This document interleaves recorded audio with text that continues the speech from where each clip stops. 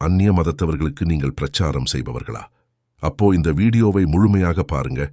மற்றவர்களுக்கு பிரச்சாரம் செய்யும் முன் நாமும் நம் குடும்பத்தையும் சரி செய்தோமா என்பதை கவனிக்கவும். அல்லாஹ்வை பற்றியும் தூதுத்துவத்தை பற்றியும் அடிப்படை கல்வியாவது நமக்கு இருக்கிறதா என்பதை நாம் விளங்கியிருக்க வேண்டும். நாம் நம் வாழ்வில் மார்க்கத்தின் பாதையில் வாழ்கிறோமா? எத்தனையோ முஸ்லீம்கள் எது ஷிர்க், எது குஃபர், எது பித்தத், எது ஹராம், எது ஹலால் என்றே அறியாமல் வாழ்கிறார்கள்.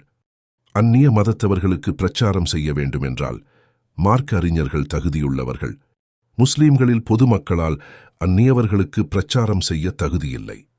மார்க்கத்தில் நாங்கள் கற்றதை கொண்டு செயல்படும்போது அதை காணும் அந்நியவர்கள் இஸ்லாத்தில் நுழைய வாய்ப்பாக அமையும். நீ உன்னையும் உன் குடும்பத்தையும் நரகத்தை விட்டு பாதுகாத்துக்கொள் என்ற அல்லாஹ்வின் கட்டளையை முஸ்லிம்களிடத்தில் மறக்கடிக்க வைத்த இயக்கவாதிகளுக்கு தூண்களாக முட்டுக் கொடுக்கும் அரைகுறை அழைப்பாளர்கள். இவ்வாறான கூட்டங்களை சுன்னாஹ்வின் இமாம்கள் இன்று வரையும் எச்சரிப்பது சும்மா இல்லைங்க. அல்லாஹ் நம் அனைவரையும் பாதுகாப்பானாக.